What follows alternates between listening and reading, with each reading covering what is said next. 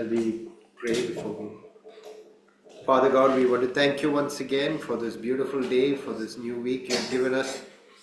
Lord, we pray, Lord, as we look into your word, Lord, we pray that you'd speak to us, Lord. Lord, encourage us from your word, and Lord, give us the strength to live according to your word. In Jesus Christ's precious name we pray. Amen. Today is a very special day. ഇന്ന് വളരെ പ്രത്യേകമായിട്ടുള്ള ഒരു ദിവസമാണ്. And sure, along with Bethany, the heavens also rejoice when his children obey him. Bethany സഭയോടുകൂടെ സ്വർഗവും ഇന്ന് സന്തോഷിക്കുന്ന ദിവസമാണ്. കാരണം സ്വർഗത്തിന്റെ മക്കള് ഇന്ന് അനുസരിക്കുന്ന ദിവസമാണ്. So I wanted to share something which would be relevant to those who have taken baptism. ഇന്ന് ഞാൻ പങ്കുവയ്ക്കുവാൻ ആഗ്രഹിക്കുന്ന ഇന്ന് സ്നാനപ്പെട്ടവർക്കും പ്രത്യേകമായിട്ട് അവർക്ക് ആവശ്യമായിട്ടുള്ള ചില കാര്യങ്ങൾ പങ്കുവയ്ക്കുവാനാണ്. But I also wanted to continue what I was doing in the English service, continuing from the book of Colossians. ഞാൻ ഇംഗ്ലീഷ് സഭയിൽ പഠിപ്പിച്ചുകൊണ്ടിരുന്ന കാര്യങ്ങളുടെ തുടർച്ചയായിട്ടും കൂടി പഠിപ്പിക്കുവാനും ആഗ്രഹിക്കുന്നു. And lo and behold, that portion in Colossians is related to baptism. കൊലോസ്യ ലേഖനത്തില് ഞാൻ പഠിപ്പിച്ചുകൊണ്ടിരുന്ന ആ ഭാഗം സ്നാനത്തോട് ബന്ധപ്പെട്ട ഭാഗമാണ്.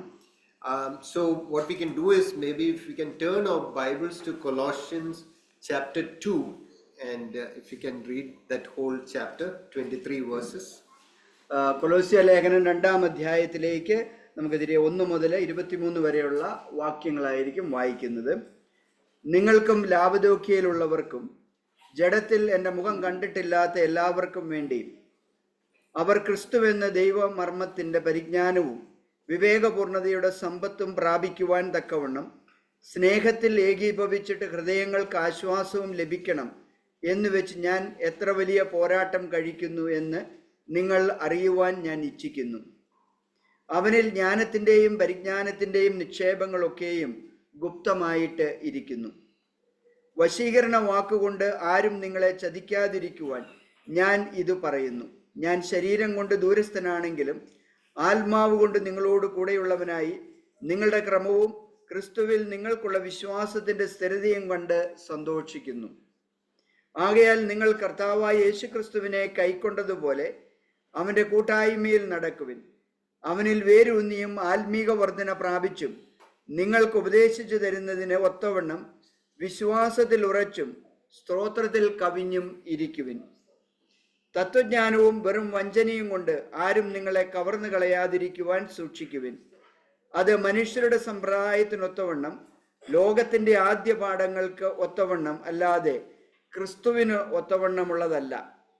അവനിലല്ലോ ദൈവത്തിൻ്റെ സർവസമ്പൂർണതയും ദേഹരൂപമായി വസിക്കുന്നത്. എല്ലാ വാഴ്ചയ്ക്കും അധികാരത്തിനും തലയായ അവനിൽ നിങ്ങൾ പൂർണ്ണരായിരിക്കുന്നു. അവനിൽ നിങ്ങൾക്ക് ക്രിസ്തുവിൻ്റെ പരിച്ഛേദനയാൽ ജഡശരീരം ഉരിഞ്ഞു കളഞ്ഞതിനാൽ തന്നെ കൈക്കൊണ്ടല്ലാത്ത പരിച്ഛേദനയും ലഭിക്കുന്നു. സ്നാനത്തിൽ നിങ്ങൾ അവനോടുകൂടെ അടക്കപ്പെടുകയും അവനെ മരിച്ചവരുടെയിൽ നിന്ന് ഉയർത്തെഴുന്നേൽപ്പിച്ച ദൈവത്തിൻ്റെ വ്യാപാര ശക്തിയിലുള്ള വിശ്വാസത്താൽ അവനോടുകൂടെ നിങ്ങളും ഉയർത്തെഴുന്നേൽക്കുകയും ചെയ്തു.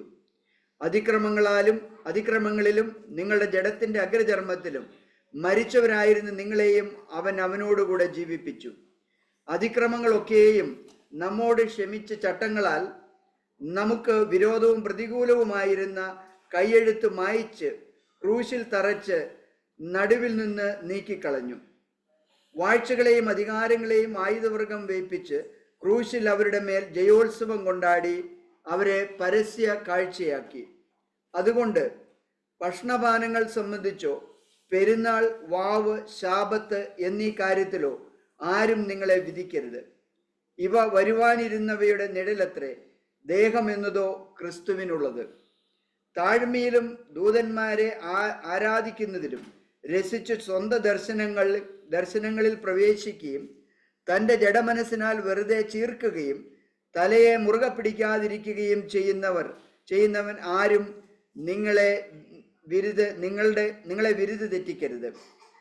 തലയായവനിൽ നിന്നല്ലോ ശരീരം മുഴുവൻ സന്ധികളാലും ഞരമ്പുകളാലും ചൈതന്യം ലഭിച്ചും ഏകീഭവിച്ചും ദൈവികമായ വളർച്ച പ്രാപിക്കുന്നു. നിങ്ങൾ ക്രിസ്തുവിനോടുകൂടെ ലോകത്തിന്റെ ആദ്യ പാഠങ്ങൾ സംബന്ധിച്ച് മരിച്ചു എങ്കിൽ ലോകത്തിൽ ജീവിക്കുന്നവരെ പോലെ മാനുഷ്യകൽപ്പനകൾക്കും ഉപദേശങ്ങൾക്കും അനുസരണമായി പിടിക്കരുത്, രുചിക്കരുത്, തൊടരുത് എന്നുള്ള ചട്ടങ്ങൾക്ക് കീഴ്പ്പെടുന്നത് എന്ത്? ഇതെല്ലാം ഉപയോഗത്തിൽ നശിച്ചു പോകുന്നത്. അതൊക്കെയും സ്വേച്ഛാരാധനയിലും താഴ്മയിലും ശരീരത്തിന്റെ ഉപേക്ഷയിലും രസിക്കുന്നവർക്ക് ജ്ഞാനത്തിന്റെ പേര് മാത്രമുള്ളത്. ജഡാഭിലാഷം അടക്കുവാനോ പ്രയോജനമുള്ളതല്ല. So without Apostle Paul's permission, I'll change the order as befits the occasion, and we'll go start by looking at verses 11 to 15. അപ്പോസ്തലനായ പൗലോസിന്റെ അനുവാദമില്ലാതെ ഇതിന്റെ ക്രമമൊന്ന് മാറ്റി ഈ ഒരു സന്തോഷകരമായ അവസരത്തിന് യോജിച്ച വിധത്തിൽ ഞാൻ ചിന്തിക്കുവാൻ ആഗ്രഹിക്കുന്നു. ഞാൻ തുടങ്ങുന്നത് 11 മുതൽ 15 വരെയുള്ള വാക്യങ്ങളിൽ നിന്നാണ്. In verse 12 it says, you have been buried with him in baptism and you were raised with him through your faith in the power of God. 12-ാം വാക്യം പറയുന്നത്, സ്നാനത്തിൽ നിങ്ങൾ അവനോടുകൂടെ അടക്കപ്പെടുകയും അവനെ മരിച്ചവരുടെ ഇടയിൽ നിന്ന് ഉയർത്തെഴുന്നേൽപ്പിച്ച ദൈവത്തിന്റെ വ്യാപാര ശക്തിയുള്ള വിശ്വാസത്താൽ അവനോടുകൂടെ നിങ്ങളും ഉയർത്തെഴുന്നേൽക്കുകയും ചെയ്തു. And today, as the sisters witness, this is what they were saying, that they have been buried with him in baptism and they have been raised up to a new life. ഇന്ന് സഹോദരിമാര് സാക്ഷീകരിച്ച ഈ ഒരു ഇതാണ്, അവര് ക്രിസ്തുവിനോടുകൂടെ മരിച്ച് അടക്കപ്പെട്ട് അവനോടുകൂടെ ഉയർത്തെഴുന്നേറ്റു എന്ന കാര്യമാണ് സാക്ഷീകരിച്ചത്. Of course, they are just testifying to what has happened to them when they surrendered their life to Christ. തീർച്ചയായിട്ടും അവരവരുടെ ജീവിതത്തെ ക്രിസ്തുവിന് സമർപ്പിച്ചു കഴിഞ്ഞപ്പോൾ അവരുടെ ജീവിതത്തിൽ സംഭവിച്ച ആ കാര്യത്തെക്കുറിച്ച് അവര് ഇവിടെ സാക്ഷീകരിക്കുകയായിരുന്നു. Verse 11 talks about, the previous verse talks about a circumcision that happens in a believer's life. 11-ാം വാക്യം ഇവിടെ പറയുന്നത് വിശ്വാസികളുടെ ജീവിതത്തിൽ സംഭവിക്കുന്ന ഒരു പരിച്ഛേദനയെ കുറിച്ചാണ്. And it is, the cutting away of the sinful nature. അത് പാപ സ്വഭാവത്തെ ഉരിഞ്ഞു കളയുന്നതിനെ, വിച്ഛേദിക്കുന്നതിനെ, മുറിച്ചു കളയുന്നതിനെ കുറിച്ചാണ്. The literal word is flesh. ഇവിടെ അക്ഷരികമായിട്ടുള്ള വാക്ക് ജഡം എന്നുള്ളതാണ്. And that term flesh is used also in a term as to signify the sinful nature, that part of us which has been contaminated by sin. ജഡം എന്ന വാക്കാണ് ഉപയോഗിച്ചിരിക്കുന്നത്. അത് ജഡം സൂചിപ്പിക്കുന്നത് നമ്മുടെ ജീവിതത്തിൽ പാപ സ്വഭാവമുള്ള ആ മേഖലയെ കാണിക്കുവാനാണ്. ആ മേഖലയെ, പാപ സ്വഭാവത്തെ ആണ് മുറിച്ചു കളയുന്നത്. And we know that human beings, we are born with this sinful nature, and this is a nature that controls us. It controls our thoughts, our actions, our emotions, and this is something that controls fallen man. നമുക്ക് ഈ ഒരു കാര്യം അറിയാം, മനുഷ്യൻ ജനിച്ചിരിക്കുന്ന ഈ പാപ സ്വഭാവത്തോടു കൂടിയാണ്. ഈ പാപ സ്വഭാവമാണ് അവന്റെ ചിന്തകളെയും വികാരങ്ങളെയും അവന്റെ ജീവിതത്തെയും എല്ലാം നിയന്ത്രിക്കുന്നത്. And fallen man will always justify this nature. വീണുപോയ മനുഷ്യന് എപ്പോഴും ഈ സ്വഭാവത്തെ ന്യായീകരിക്കും. And tries to encourage the action of the fallen nature. വീണുപോയ ആ സ്വഭാവത്തെ എപ്പോഴും പ്രോത്സാഹിപ്പിക്കുവാൻ ശ്രമിച്ചുകൊണ്ടിരിക്കും. But Jesus came so that we could do away with that sinful nature. എന്നാല് യേശു വന്നത് നമുക്ക് അതുവഴി ഈ പാപ സ്വഭാവത്തെ നീക്കിക്കളയുവാൻ കഴിയേണ്ടതിനാണ്. Why? Because verse 13 says that you were dead in your trespasses and in the uncircumcision of your sinful nature. എന്തുകൊണ്ടാണ്? കാരണം 13-ാം വാക്യം പറയുന്നത്, അതിക്രമങ്ങളാലും നിങ്ങളുടെ ജഡത്തിന്റെ അഗ്രചർമ്മത്തിലും മരിച്ചവരായിരുന്ന നിങ്ങളെയും അവനവനോടുകൂടെ ജീവിപ്പിച്ചു. So the central issue is sin in our lives which keeps us away from God. എന്നാൽ മുഖ്യ വിഷയം നമ്മളുടെ ജീവിതത്തിലെ പാപമാണ്, ആ ദൈവത്തിൽ നിന്നും നമ്മെ മാറ്റി നിർത്തുന്ന ആ പാപം. And a holy God cannot fellowship with sinful man. പരിശുദ്ധനായ ദൈവത്തിന് പാപിയായ മനുഷ്യനോടുകൂടെ കൂട്ടായ്മ ആചരിക്കുവാൻ കഴിയില്ല. And man in his sin is condemned to eternal separation from God. മനുഷ്യൻ അവന്റെ പാപത്തില് നിത്യമായി ദൈവത്തിൽ നിന്നുള്ള ആ വേർപാടിനു വേണ്ടി വിധിക്കപ്പെട്ടിരിക്കുന്നവനാണ്. And this verse 13 to 15 talks about what Christ has done for us. 13 മുതൽ 15 വരെയുള്ള വാക്യം സംസാരിക്കുന്നത് ക്രിസ്തു നമുക്ക് വേണ്ടി എന്ത് ചെയ്തു എന്നതിനെ കുറിച്ചാണ്. Verse 14 says, we were under debt because of our sin. There's this huge debt of things that is against us which prevents us from coming into the presence of God. 14 വാക്യം പറയുന്നത് നമ്മൾ ഈ പാപത്തിന് അടിമകളായിരുന്നു, നമ്മളുടെ പേരില് വലിയൊരു പാപത്തിന്റെ കടം കിടന്നിരുന്നു, അത് നമ്മെ ദൈവത്തിൽ നിന്ന് വിച്ഛേദിച്ചു വേർപെടുത്തി. And Satan the accuser uses this debt to show that, see, this is all that this person has done. He is not fit to come into your presence. പിശാച് നമ്മുടെ പ്രതിയോഗി ദൈവസന്നിധിയിൽ നമുക്കെതിരായിട്ട് ഉയർത്തുന്ന ഒരു വാദമാണ്, ഈ മനുഷ്യന് ഇത്ര വലിയ പാപങ്ങൾ അവനെ ദൈവസന്നിധിയിൽ വരുവാൻ യോഗ്യനാക്കുന്നില്ല എന്ന്. But Jesus took all that and it has been nailed to his cross. എന്നാൽ യേശു ഇതെല്ലാം വഹിച്ച് അതിനെ ക്രൂശിന്മേൽ തറച്ചു. And Jesus saves us from the penalty of sin. യേശു പാപത്തിന്റെ ശിക്ഷയിൽ നിന്നും നമ്മെ രക്ഷിക്കുന്നു. But not only that, he saves us from the power of sin. അത് മാത്രമല്ല, യേശു നമ്മളെ പാപത്തിന്റെ ശക്തിയിൽ നിന്നും വിടുവിക്കുന്നു. And one day we'll be saved from the presence of sin. ഇനിയും ഒരു ദിവസം നമ്മൾ പാപത്തിന്റെ സാന്നിധ്യത്തിൽ നിന്നും രക്ഷിക്കപ്പെടും.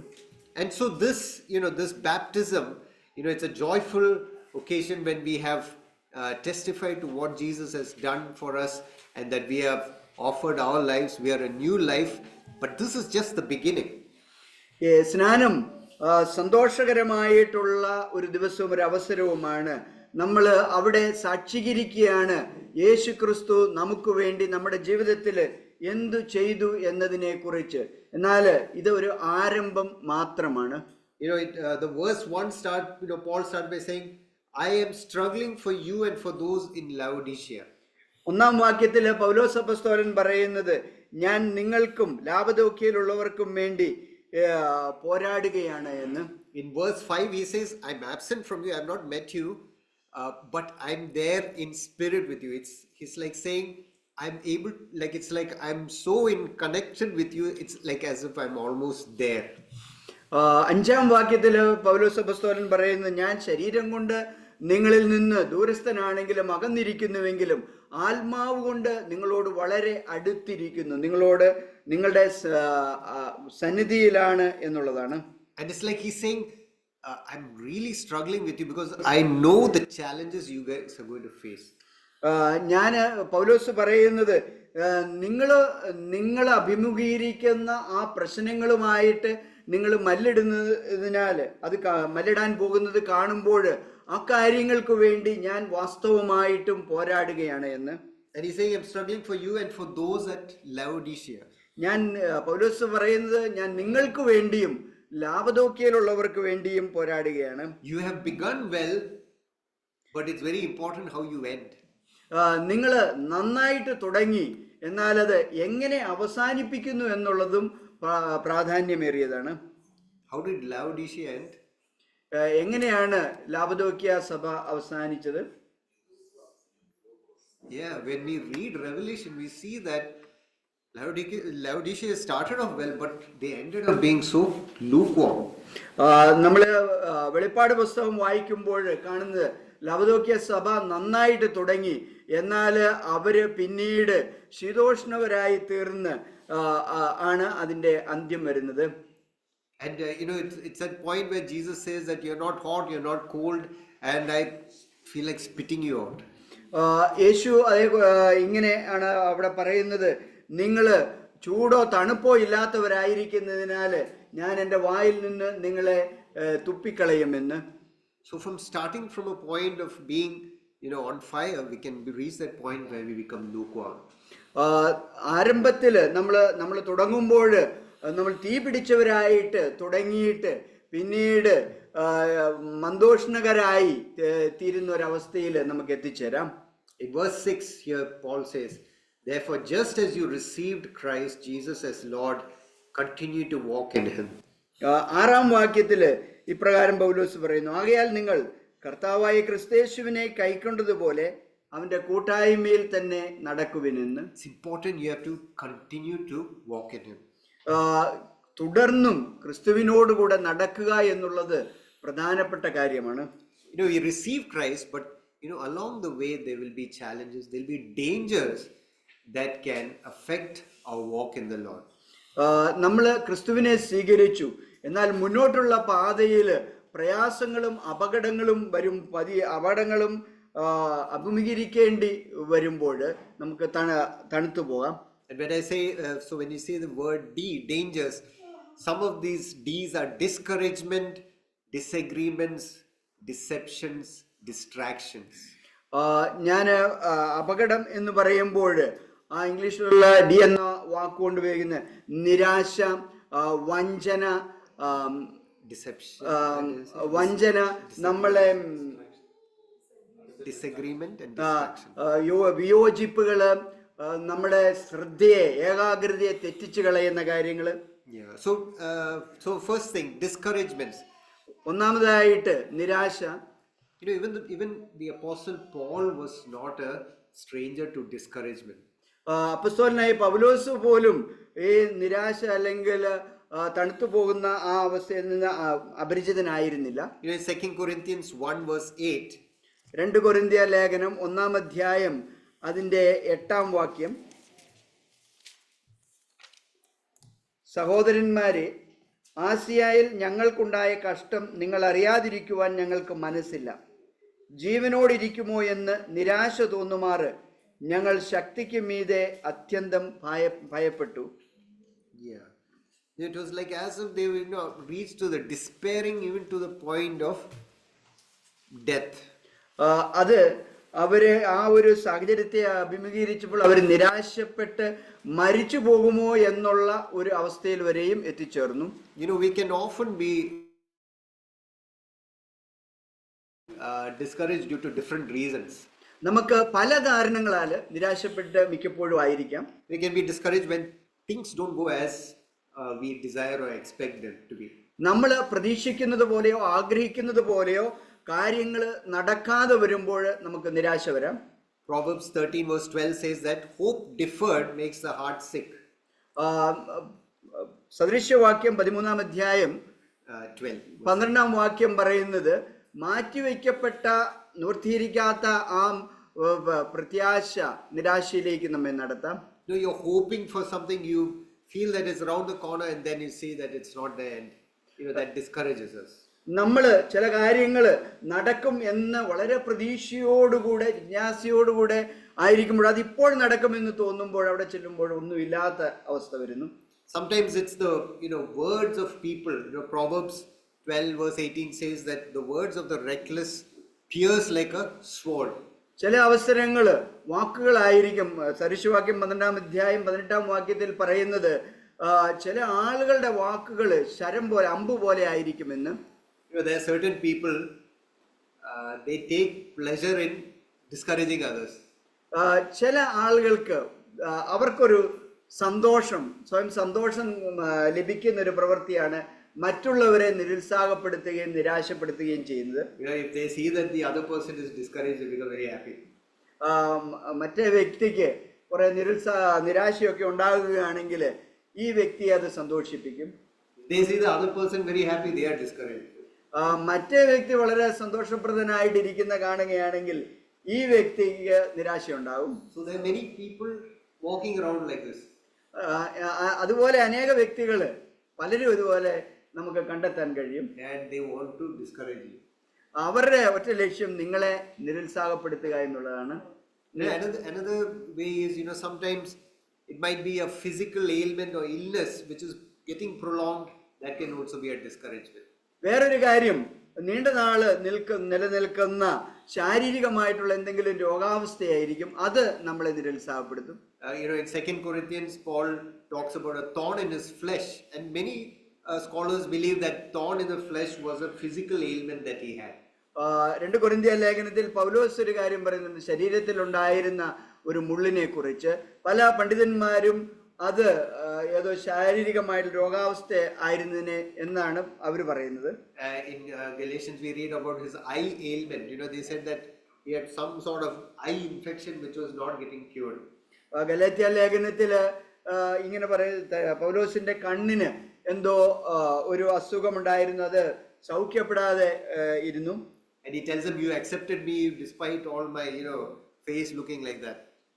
അവിടെ പറയുന്നത്, എന്റെ കണ്ണിന് അപ്രകാരം ഒരു അസുഖം, മുഖമൊക്കെ അങ്ങനെ ഇരുന്നെങ്കിലും നിങ്ങൾ ഒരു പ്രശ്നവുമില്ലാതെ എന്നെ സ്വീകരിച്ചു എന്ന്. And he prayed 3 times, Lord, take this away from me.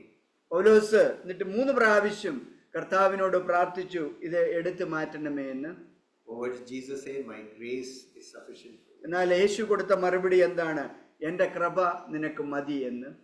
Sometimes constant threats, people threatening us can discourage us. ചില അവസരങ്ങളിൽ ആളുകള് നിരന്തരമായിട്ട് നമ്മെ ഭീഷണിപ്പെടുത്തുമ്പോൾ അത് നമ്മെ നിരാശപ്പെടുത്താം. Even the great Elijah, he one moment he does this amazing thing, and the prophets of Baal are all destroyed, and then Jezebel gives that threat, tomorrow this time I will finish you off, and then he's discouraged. നമുക്കറിയാം, ശക്തനായ ഏലിയാ പ്രവാചകനെ കുറിച്ച് ബാലിന്റെ പ്രവാചകന്മാരെ എല്ലാം വാളിനിരയാക്കി വലിയ കാര്യങ്ങൾ ചെയ്ത ആ പ്രവാചകനെ ഒരു നിമിഷത്തില് ഇസബെല് ഭീഷണിപ്പെടുത്തി കഴിഞ്ഞപ്പോൾ ഏലിയാവ് നിരാശപ്പെട്ടു പോകുന്നത് നമുക്ക് കാണാൻ കഴിയും. Especially after you reach a peak, you have to be very careful, because when you reach a peak, then next you have to go down only. So you have to be careful, because that time we can start, you reach a peak and you're going down, start feeling discouraged. പ്രത്യേകിച്ചും നമ്മള് വിജയത്തിന്റെ ഏറ്റവും ഉന്നതിയിൽ എത്തിച്ചേരുമ്പോൾ അവിടെ സാധാരണ സമയം ഏറ്റവും ഉന്നതിയിൽ എത്തിക്കഴിഞ്ഞാൽ പിന്നെ താഴോട്ട് പോവുക എന്നുള്ളതാണ്. ആ അവസരത്തിൽ നമ്മൾ വളരെ ശ്രദ്ധാലുക്കളായിരിക്കണം, അവിടെ തന്നെ ആയിരിക്കാൻ. That's why in verse 2 Paul is saying, he's praying that they may be encouraged in the heart. അതുകൊണ്ടാണ് 2-ാം വാക്യത്തിൽ പൗലോസ് പറയുന്നത്, നമ്മുടെ ഹൃദയത്തിൽ ആശ്വാസം ലഭിക്കണം എന്ന് വിചാരിച്ച് പ്രാർത്ഥിക്കുന്നു.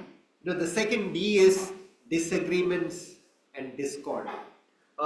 രണ്ടാമത്തെ വാക്ക് വിയോജിപ്പുകളും ഐക്യമില്ലായ്മയുമാണ്. Wherever there are human beings, there will be disagreements.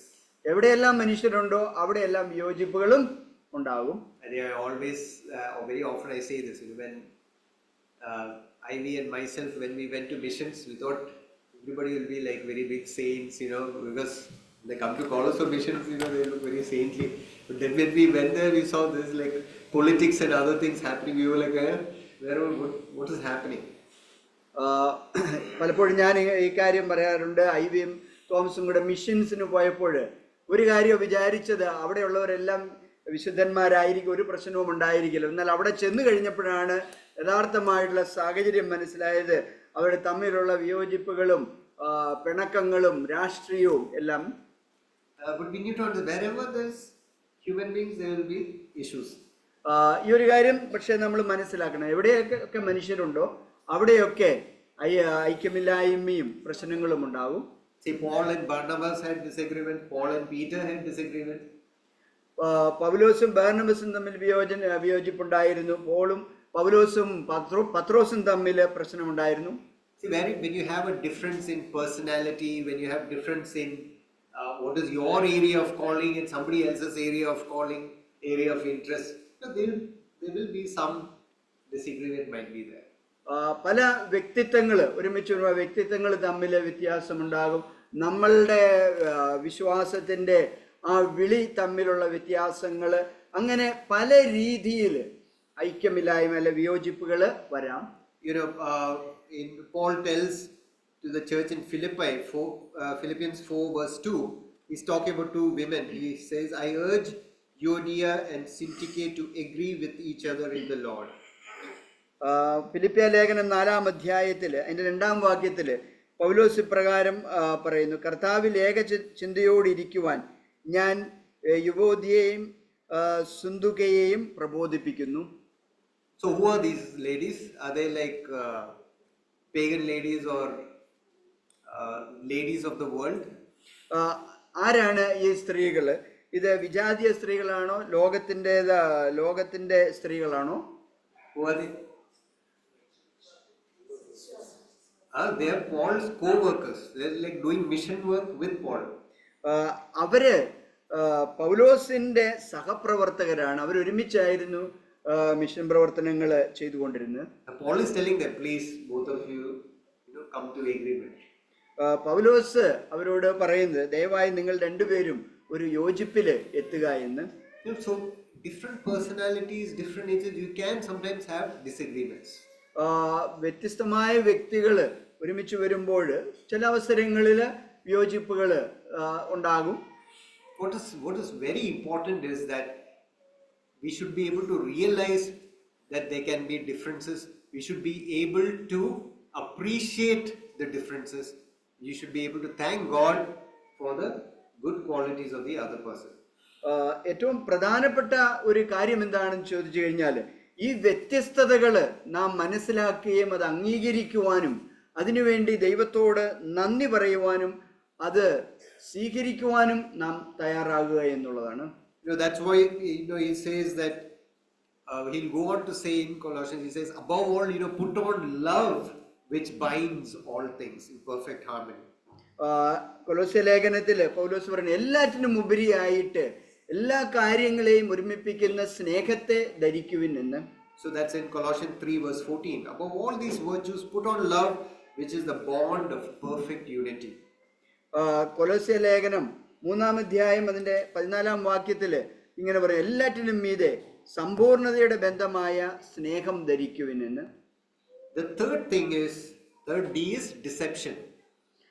മൂന്നാമത്തെ കാര്യം വഞ്ചന ആണ്. Here in verse 2 we saw, I say this so that no one will deceive you by well-crafted arguments. Colossians 2 verse 4. കൊലോസ്യ ലേഖനം 2-ാം അധ്യായം 4-ാം വാക്യത്തിൽ, വശീകരണ വാക്കുകൊണ്ടും ആരും നിങ്ങളെ ചതിക്കാതിരിക്കുവാൻ ഞാൻ ഇത് പറയുന്നു.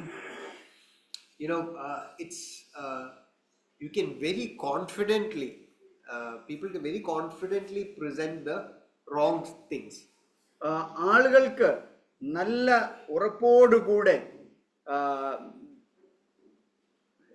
you can present the wrong thing very തെറ്റായിട്ടുള്ള കാര്യങ്ങൾ അവതരിപ്പിക്കുവാൻ കഴിയും. In YouTube you see this very popular talk called as TED Talks. TED Talks is like the talk, where the greatest minds come and talk. TED Talks. TE. യൂട്യൂബിൽ Ted talk എന്ന് പറഞ്ഞ ഒരു കാര്യമുണ്ട്. അത് ഏറ്റവും ശ്രേഷ്ഠമായിട്ടുള്ള അല്ലെ ഏറ്റവും ഉന്നത ചിന്താഗതിയിലുള്ള ആൾക്കാർ അവതരിപ്പിക്കുന്ന ആശയങ്ങളായിട്ട് പ്രചരിപ്പിക്കുന്നു. But those who have the wisdom of the Lord and the knowledge of the Lord, that half the thing they're talking is nonsense. എന്നാൽ കർത്താവിന്റെ ജ്ഞാനവും പരിജ്ഞാനവും ഉള്ളവർക്ക് ഈ ഒരു കാര്യം മനസ്സിലാക്കും, അവിടെ പറയുന്ന പകുതി കാര്യങ്ങളും ശുദ്ധ അബദ്ധങ്ങളാണ് എന്ന്. But they'll talk with so much of authority and this thing, and if you're not, you will listen to that, you say, this must be correct. അവര് വളരെ ബോധ്യത്തോടുകൂടെ ഉറപ്പോടുകൂടെ അധികാരത്തെക്കുറിച്ചും ഒക്കെ സംസാരിക്കുമ്പോൾ അല്ലെ അധികാരത്തോടു കൂടി സംസാരിക്കുമ്പോൾ നമുക്ക് തോന്നി ഇത് ശരിയാണെന്ന്. And even in the apostles' time, this was already started coming up. അപ്പസ്തോലന്റെ സമയത്ത് കാലഘട്ടത്തിൽ തന്നെ ഇക്കാര്യങ്ങൾ പ്രചരിക്കുവാൻ തുടങ്ങിക്കഴിഞ്ഞു. There are many who would say that we are following a faith which was there from long back, like from 3rd century faith we are following. പലരും ഇങ്ങനെ പറയാറുണ്ട്, ഞങ്ങള് 3-ാം നൂറ്റാണ്ട് മുതലുള്ള ഒരു വിശ്വാസമാണ് അനുകരിക്കുന്നതെന്ന്. But I was saying, even from the first century, there was wrong stuff happening. എന്നാൽ 1-ാം നൂറ്റാണ്ട് മുതൽ തന്നെ തെറ്റായിട്ടുള്ള കാര്യങ്ങൾ അവിടെ സംഭവിച്ചുകൊണ്ടിരുന്നു. Because Paul says in Acts chapter 20, savage wolves will come in after my departure and take the flock away. പൗലോസ് അപ്പോസ്തല പ്രവൃത്തി 20-ാം അധ്യായത്തിൽ പറയുന്നത്, എനിക്ക് ശേഷം കൊടിലന്മാരായിട്ടുള്ള ആളുകൾ വന്ന് വിശ്വാസത്തെ നീക്കിക്കളയുമെന്ന്. So just for the reason that it was there in first century and second century, people are going after other ways, saying it was there in first century, second century. But have we run it through the test of the inspired word of God? 1-ാം നൂറ്റാണ്ടിൽ ഉണ്ടായിരുന്നു എന്നതിന്റെ കാരണത്താൽ പലരും ഇങ്ങനെയുള്ള കാര്യങ്ങൾക്ക് പിന്നാലെ പോകാറുണ്ട്. എന്നാൽ നമ്മൾ ഈ കാര്യങ്ങളെ പ്രചോദിപ്പിക്കപ്പെട്ട ദൈവവചനത്താൽ പരിശോധിക്കുന്നുണ്ടോ? Paul is saying in Galatians 1, he's saying, if I or somebody else comes and preaches another gospel, let him be accursed. പൗലോസ് ഗലാത്യ ലേഖനത്തിൽ പറയുന്നത്, ഞാനോ വേറൊരാളോ ദൂതന്മാരോ വന്ന് വേറൊരു സുവിശേഷം പ്രഘോഷിച്ചാൽ അവൻ ശപിക്കപ്പെട്ടതായി തീരട്ടെ എന്ന്. So he's saying there cannot be another gospel. വേറൊരു സുവിശേഷം സാധ്യമേ അല്ല. There cannot be an alternative way of salvation or entering into the presence of God. വേറൊരു വഴി, ദൈവസന്നിധിയിൽ പ്രവേശിക്കുവാനായിട്ട് വേറൊരു രക്ഷാകര വഴി ഇല്ല. Paul is saying, even if I come like tomorrow and say something, there cannot be another way. ഞാൻ തന്നെ, പൗലോസ് പറയുന്നത്, നാളെ വന്ന് വേറൊരു വഴിയെക്കുറിച്ച് പറഞ്ഞാല് അങ്ങനെ വേറൊരു വഴി ഇല്ല.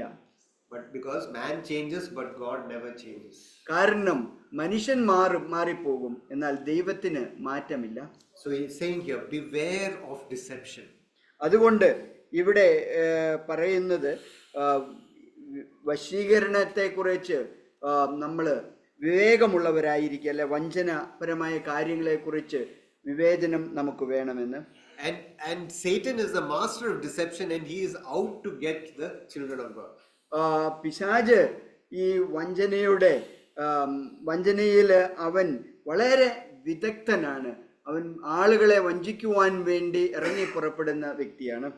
When we were in North India, when we were on the border of Bihar and UP, when we were serving there were false teachers coming in search of Christians. They have traveled and reached the interior parts, bringing their false teaching.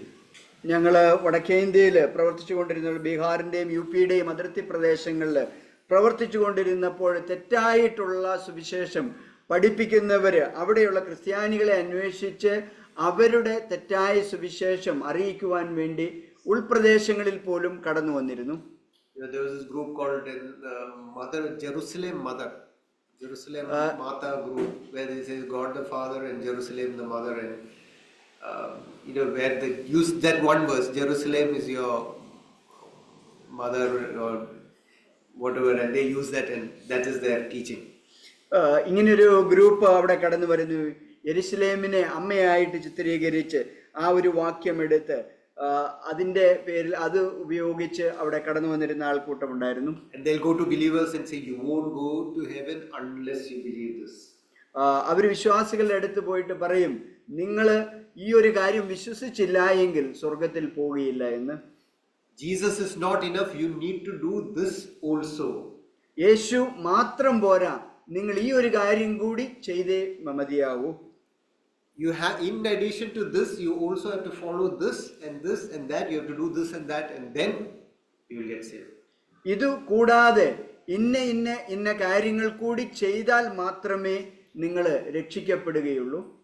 And brothers and sisters, that is all a false gospel. പ്രിയ സഹോദരന്മാരെ, അതെല്ലാം തെറ്റായ സുവിശേഷമാണ്. Because we cannot be saved by our works. കാരണം നമ്മളുടെ പ്രവൃത്തി കൊണ്ട് നമുക്ക് രക്ഷിക്കപ്പെടുവാൻ കഴിയുകയില്ല. Most righteous deeds are like filthy rags. നമ്മളുടെ ഏറ്റവും നല്ല പ്രവൃത്തികൾ കറപുരണ്ട വസ്ത്രം പോലെയാണ്. And all, what we read in the Old Testament, these rituals, those feasts, they are a shadow of the things to come. പഴയ നിയമത്തിൽ നമ്മൾ കാണുന്ന ആചാരങ്ങളും അനുഷ്ഠാനങ്ങളും എല്ലാം ഇരുന്നതിൻ്റെ നിഴൽ മാത്രമായിരുന്നു. My version says it beautifully. It says, the body that casts the shadow is Christ. The body, these are all a shadow, and the body that casts the shadow is Christ. ശരീരമാണ് എല്ലാം. ആ നിഴല് സൃഷ്ടിക്കുന്ന ആ ശരീരം ക്രിസ്തുവാണ്. So all these Old Testament things are the shadow, but you have Christ who was casting that shadow. You have the actual Christ. Why do you want to go after the shadow? പഴയ നിയമ കാര്യങ്ങളെല്ലാം നിഴൽ മാത്രമാണ്. ആ നിഴൽ സൃഷ്ടിക്കുന്ന യഥാർത്ഥ രൂപം ക്രിസ്തുവാണ്. അങ്ങനെയാണെങ്കിൽ എന്തിനാണ് ആ നിഴലിന്റെ പിന്നാലെ നാം പോകുന്നത്? യാഥാർത്ഥ്യമായ ക്രിസ്തു അവിടെ ഉള്ളപ്പോൾ. The last D is distractions. ഏറ്റവും അവസാനത്തെ ആ ഡി എന്ന പദം പറയുന്നത് നമ്മുടെ ശ്രദ്ധ, ഏകാഗ്രത തിരിച്ചു കളയുന്ന. Verse 8 says, see to it that no one takes you captive through philosophy, empty deception based on the human tradition and spiritual forces of the world.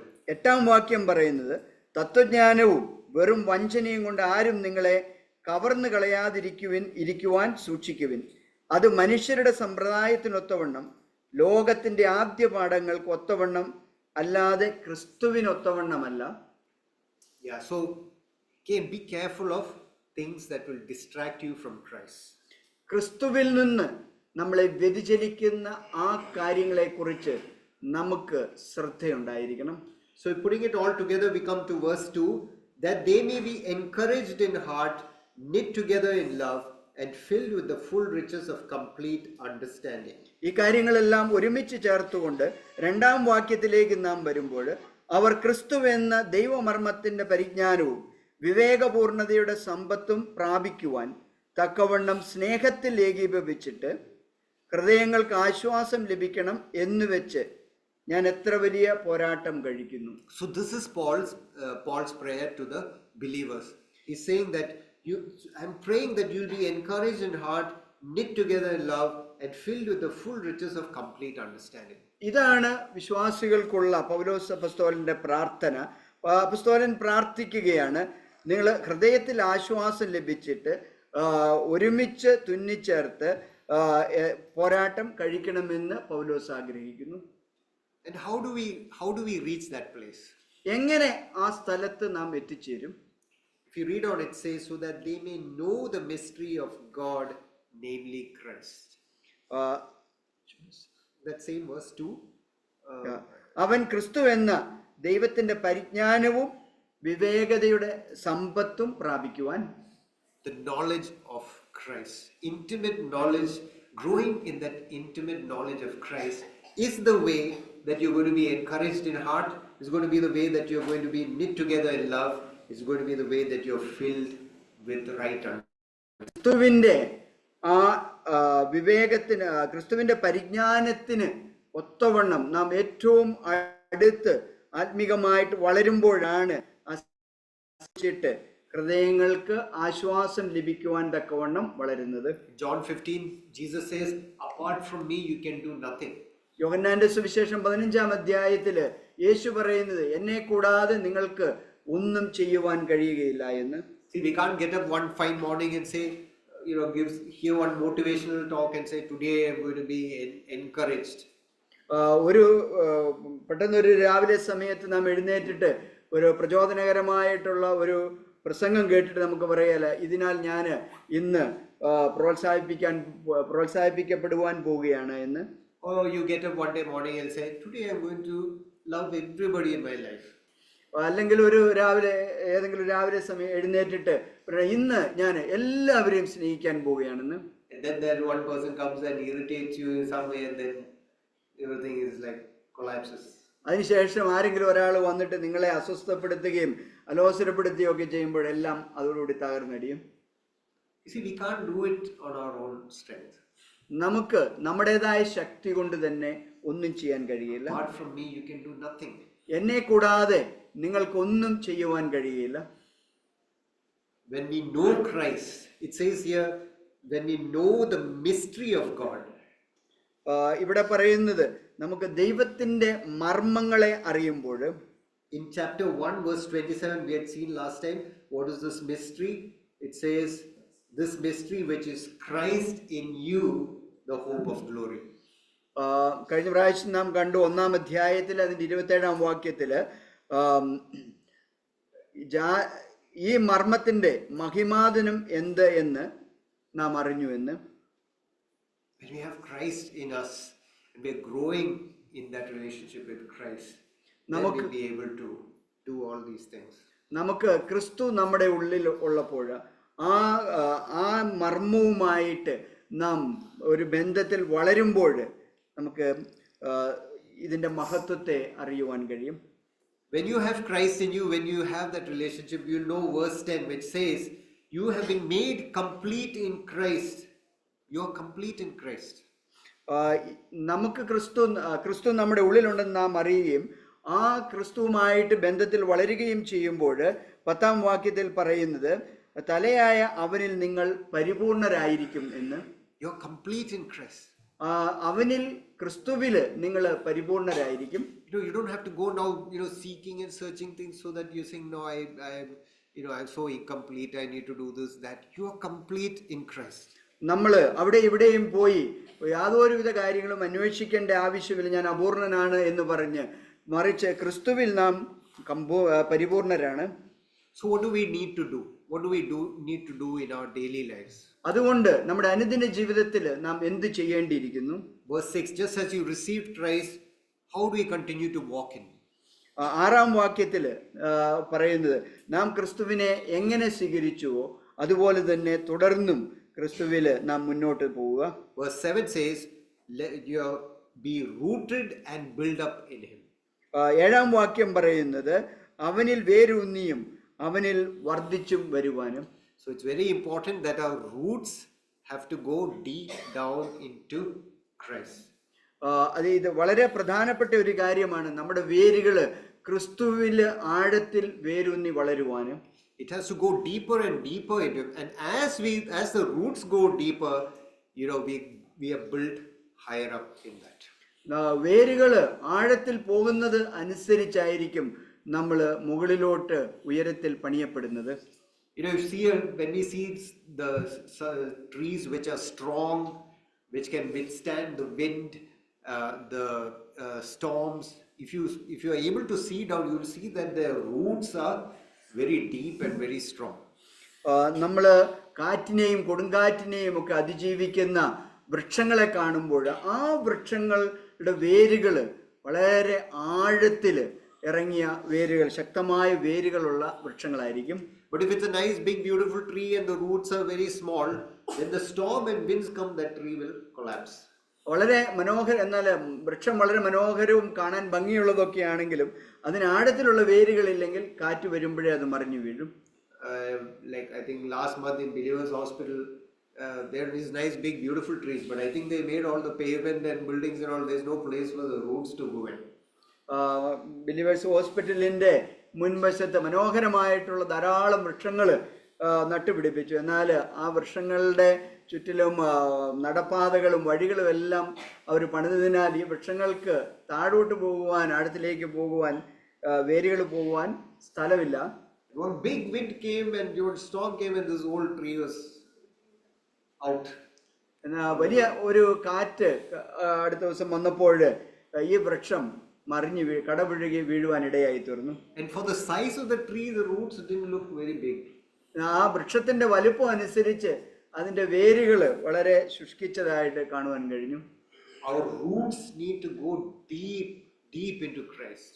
നമ്മളുടെ വേരുകൾ ക്രിസ്തുവിൽ ആഴത്തിൽ പോകേണ്ടിയിരിക്കുന്നു. Otherwise, when some storm comes, we'll be shaking and we'll fall. അല്ലെങ്കിൽ കൊടുങ്കാറ്റ്, ശക്തമായിട്ടുള്ള കാറ്റ് വരുമ്പോൾ നമ്മളുടെ വിശ്വാസത്തിൽ നമ്മൾ ആടി ഒലഞ്ഞ് വീഴുവാനിടയാകും. When troubles come into our lives, we are not able to hold, we are not able to handle it. പ്രശ്നങ്ങൾ നമ്മുടെ ജീവിതത്തിലേക്ക് കടന്നു വരുമ്പോൾ നമ്മൾ അതിനെ എതിർത്ത് നിൽക്കുവാനോ കൈകാര്യം ചെയ്യുവാനോ കഴിയാതെ വരും. Be rooted in Him and you will be built up in Him. അവനിൽ വേരൂന്നി നാം നിൽക്കുകയാണ്, അവനിൽ പണിത് ഉയർത്തപ്പെടും. And then it says, established in the faith as you were taught. അതിനുശേഷം പറയുന്നത്, നിങ്ങളെ പഠിപ്പിച്ച വിശ്വാസത്തിന് ഒത്തവണ്ണം നിങ്ങൾ അവനിൽ ഉറയ്ക്കുവാനും. As you were taught. You need to be a sincere student of the Word of God till the day you die. നിങ്ങളെ പഠിപ്പിച്ചതുപോലെ ഉപദേശിച്ചത് ഒത്തവണ്ണം വിശ്വാസത്തിൽ ഉറച്ചു വളരുവാൻ. അതിനാൽ നിങ്ങളുടെ അവസാനം വരെയും നിങ്ങൾ വചനം പഠനത്തിൽ വ്യാപൃതരായിരിക്കണം. You know, the studying never stops. We can't reach one day he says, now today I mastered the whole Bible, now I become master of the Bible. എല്ലാ ദിവസവും വചനം പഠിക്കേണ്ടിയിരിക്കുന്നു. നമുക്ക് ആർക്കും ഇങ്ങനെ ഒരിക്കലും പറയാൻ കഴിയില്ല, ഒരു ദിവസം ഇത് വായിച്ച് ഞാൻ എല്ലാം പഠിച്ചിരിക്കുന്നു എന്ന് പറഞ്ഞ് മടക്കി വയ്ക്കുവാൻ. 1 Peter 2 verse 2 says, like newborn babies, desire the word of God like milk. പത്രോസിന്റെ ലേഖനം 2-ാം അധ്യായം 2-ാം വാക്യത്തിൽ പറയുന്നു, ഇപ്പോൾ ജനിച്ച ശിശുക്കളെ പോലെ വചനമെന്ന മായമില്ലാത്ത പാല് കുടിക്കുവാൻ. When newborn babies, they know just one thing to do, to cry. Till they get the milk, they'll be crying. ഇപ്പോൾ ജനിച്ച നവജാത ശിശുക്കൾക്ക് ഒരു കാര്യമേ അറിയത്തുള്ളൂ, കരയുവാനും, പാല് കിട്ടുന്നിടം വരെയും കരയുവാനും. But then after they become 3-4 years old, very difficult to feed them. കുറച്ച് നാളുകൾക്ക് ശേഷം, ഒരു 3-4 വയസ്സായി കഴിയുമ്പോൾ അവരെ ഭക്ഷണം കഴിപ്പിക്കുക എന്നുള്ളത് വളരെ പ്രയാസകരമായ കാര്യമാണ്. They are distracted by everything. They see the song, they see some junk food, some chips here, there. They are all running here and there. But you won't be able to feed them. അവര് പല കാര്യങ്ങളാൽ അവരുടെ ശ്രദ്ധ തെറ്റിപ്പോകുന്നതിനാൽ അവർ പല കാര്യങ്ങളുടെ പിന്നാലെ പോകുമ്പോൾ അവരെ ഭക്ഷണം കഴിപ്പിക്കുക എന്നുള്ളത് പ്രയാസകരമായ കാര്യമാണ്. Today also, so many distractions are there, and you lose hunger for God's word. ഇന്നും അനേക കാര്യങ്ങൾ നമ്മളുടെ ശ്രദ്ധയെ വ്യതിചലിപ്പിക്കുന്ന അനേക കാര്യങ്ങൾ ഉള്ളതിനാൽ നമ്മൾ ദൈവവചനത്തിനോടുള്ള നമ്മുടെ ഏകാഗ്രതയും തെറ്റിപ്പോകുന്നു. Like junk food, we have YouTube, Instagram, Facebook, what else is there? നമുക്ക് ലഭിക്കുന്ന ഈ തട്ടുകടയിലെ ഭക്ഷണങ്ങൾ പോലെ തന്നെ നമുക്ക്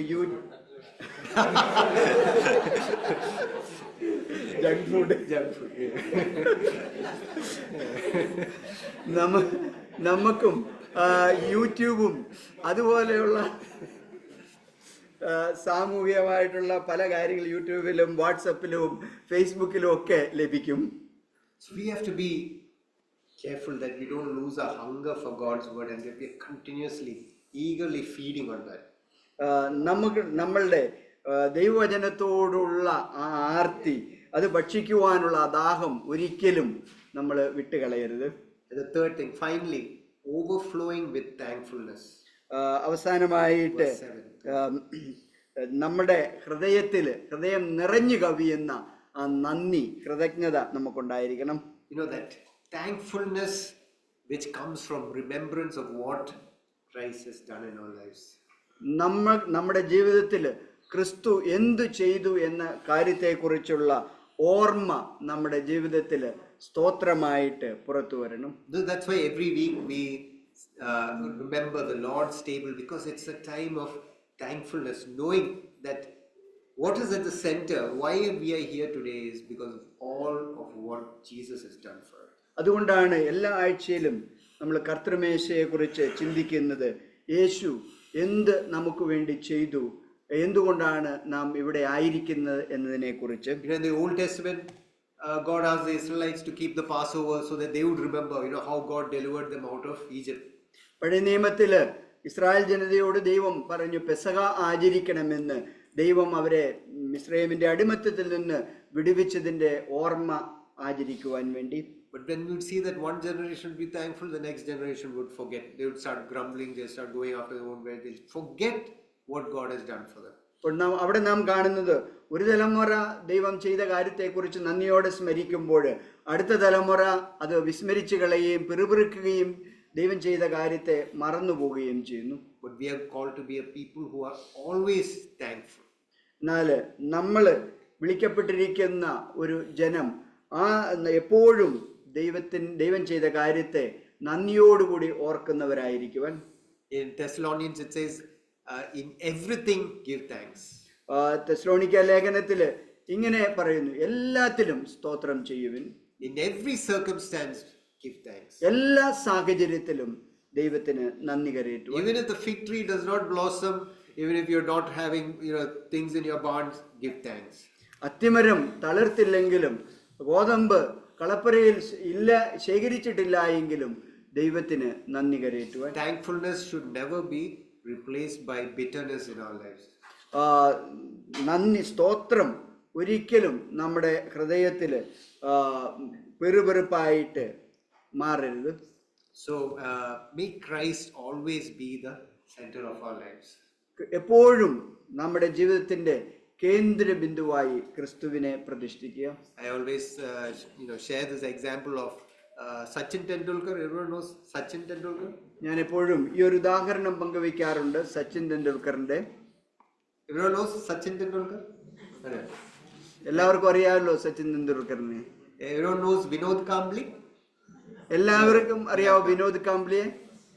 So both of these players, they started out, they had this record school partnership, and Vinod Kambli actually scored much more runs than Tendulkar. അവര് സ്കൂളിൽ ഒരുമിച്ച് പഠിച്ചവരാണ്. അവരുടെ പേരിൽ സ്കൂളിൽ അനേക റെക്കോർഡ്സുകളൊക്കെ ഉണ്ട്.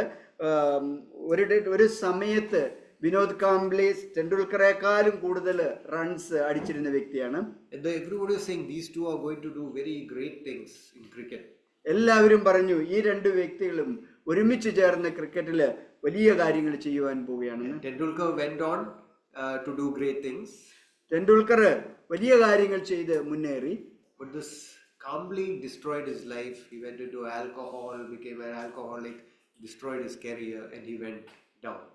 എന്നാൽ വിനോദ് കാംബ്ലി തന്റെ ജീവിതത്തെ തന്നെ തകർത്തു കളഞ്ഞു. മദ്യത്തിനും പല കാര്യങ്ങൾക്കും അടിമയായി തീർന്ന് അവന്റെ ആ കഴിവുകളെല്ലാം നശിപ്പിച്ചു കളഞ്ഞു. So we have started our walk, we have started our Christian journey, and there's still so much more that God has in store.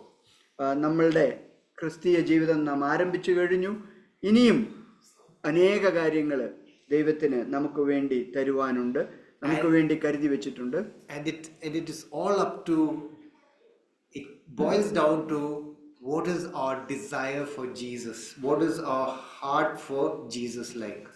ഇതെല്ലാം അത്യന്തികമായി എത്തിച്ചേരുന്നത് നമ്മുടെ ഹൃദയത്തിൽ ക്രിസ്തുവിന് വേണ്ടി നമ്മുടെ ആഗ്രഹം എന്താണ്, എന്തുമാത്രമുണ്ട് എന്നതിനെ ആശ്രയിച്ചാണ്. In my daily readings I'm doing Mark. ഞാൻ എൻ്റെ അനുദിന വായനയിൽ മർക്കോസിന്റെ സുവിശേഷമാണ് വായിക്കുന്നത്. And in that scene of Jesus' crucifixion, Jesus' arrest, his crucifixion, his burial and his death, there is one figure that is constantly coming.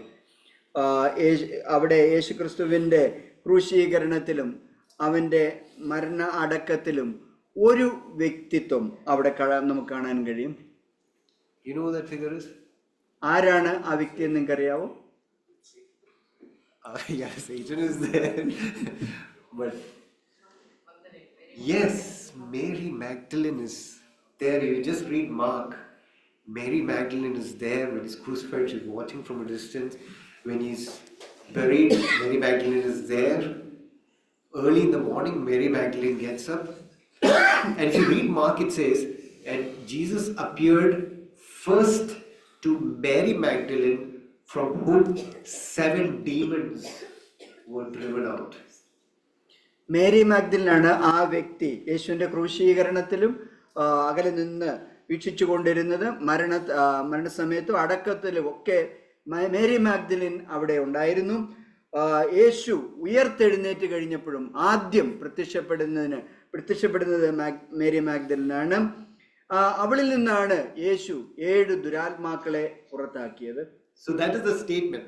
Mary Magdalene, who had 7 demons, was the first to see Jesus. 7 ദുരാത്മാക്കൾ ഉണ്ടായിരുന്ന Mary മാഗ്ദലിനാണ് ആദ്യമായി ഉയർത്തെഴുന്നേറ്റ് യേശുവിനെ കാണുന്നത്. I don't care if you had 1,000 demons, but the day you give your life to Christ and passionately seek Him, invite Him into your heart and grow in Him, great things happen. നമ്മൾ 1000 ദുരാത്മാക്കൾ ഉണ്ടായിരുന്നാലും ശരി, അതൊന്നും ഒരു പ്രശ്നമല്ല. നമ്മൾ തീവ്രമായിട്ട് യേശുവിനെ അന്വേഷിക്കുകയും അവന് വേണ്ടി ജീവിക്കുകയും ചെയ്യുകയാണെങ്കിൽ അവനിൽ നാം വളരും. അവന്റെ നാമം സ്തുതിക്കപ്പെടുമാറാകട്ടെ.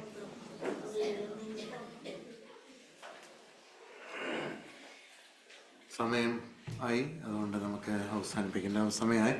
നമുക്ക് പ്രാർത്ഥന വിഷയങ്ങളും കുറച്ച് ഒരു 5-10 മിനിറ്റ് കൂടെ മാക്സിമം എടുക്കാം. അത് കഴിഞ്ഞിട്ട് ആഹാരം ഇവിടെ ഒരുക്കിയിട്ടുണ്ട്, എല്ലാവരും കഴിച്ചിട്ടേ പോകാവൂ. സാക്ഷ്യത്തിന് പറയാനുള്ള പ്രാർത്ഥന വിഷയങ്ങളുണ്ടെങ്കിൽ ആർക്കെങ്കിലും പറയാം, അതിന് ഓർക്കാം.